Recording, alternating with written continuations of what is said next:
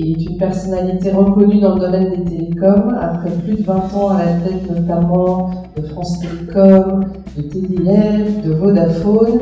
Il a repris les rênes d'Alcatel-Lucent en avril 2013 et il est en train d'œuvrer à la transformation de cette entreprise pour en faire le leader des réseaux, enfin des télécoms et des réseaux dans le monde.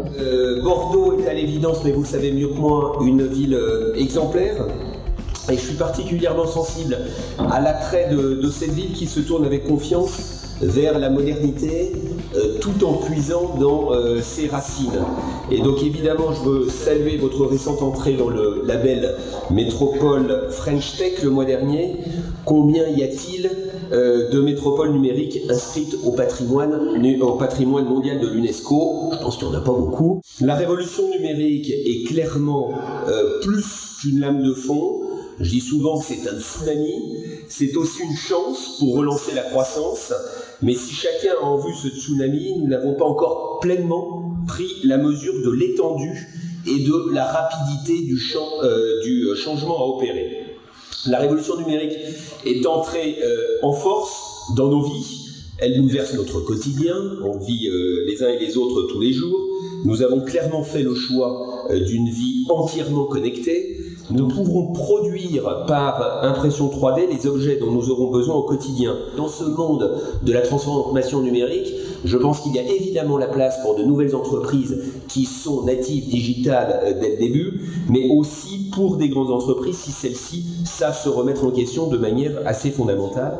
1/5 des startups à croissance rapide en Europe sont françaises, comme dans l'animation 3D, le jeu vidéo, les biotech, les vêtements connectés.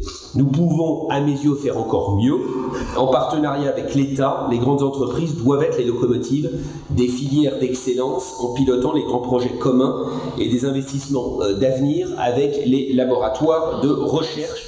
Je pense que les Français ont conscience de cette mutation numérique et se réconcilient avec l'entreprise et sont individuellement prêts au changement, ce qu'on ne dit pas non plus suffisamment à mes yeux. Comment les entreprises peuvent-elles réussir leur mutation numérique?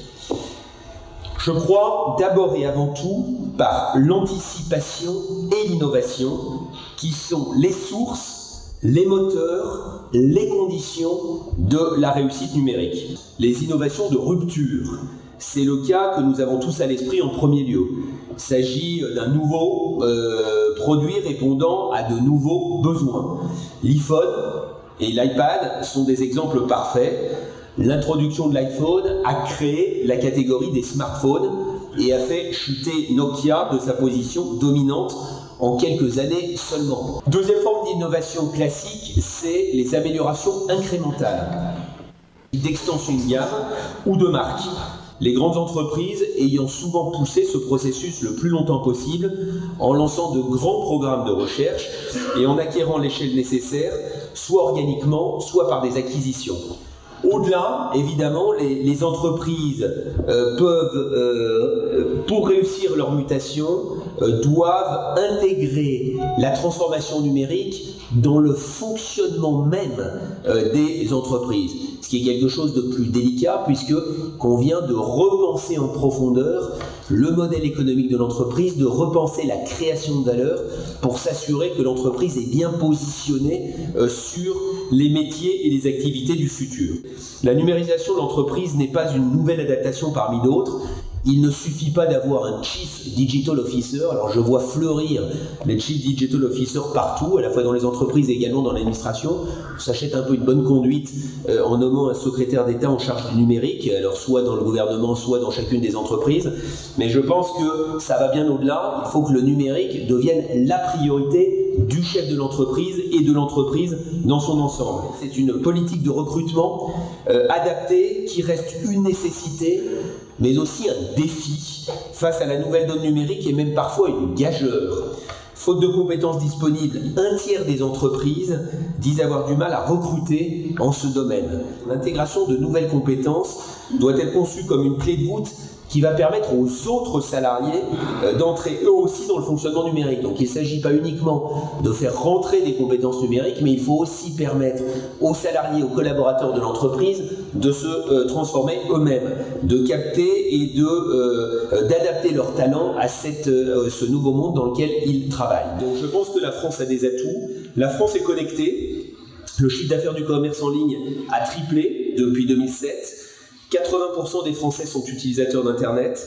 Selon le rapport McKinsey, calculé par une approche demande, la valeur ajoutée générée par le numérique représente 5,5% du PIB. Il a dépassé les services financiers, ce qui est une bonne chose, 4,8%, et rattrape la construction, qui représente 6,3%. La France est au premier rang de la création d'entreprises en Europe. Donc il y a quand même, je dirais, de quoi être optimiste et positif sur notre capacité à surfer sur cette vague de la croissance 3.0. Le décloisonnement, le dialogue des compétences, la possibilité de dériver loin de son champ de spécialité premier et la remontée des idées bottom-up sont autant de nécessités si l'on veut insuffler l'esprit d'innovation à l'intérieur de toutes les organisations. Les entreprises françaises n'ont pas assez, et ça me frappe lorsque je compare notamment avec les États-Unis, n'ont pas assez la culture du rebond et la culture de la deuxième chance. L'État, les collectivités locales doivent aussi se saisir de l'opportunité du numérique pour se simplifier et offrir de meilleurs services. En ce sens, la municipalité de Bordeaux, mais ce n'est pas la seule, est sur la bonne voie. La France dispose d'une main-d'œuvre qualifiée dans le domaine technologique au sens large et numérique en particulier. 21% des diplômés le sont en sciences et technologies. La France est ainsi deuxième en Europe derrière la Finlande. L'excellence de la formation française dans le domaine technologique est reconnue dans le monde entier.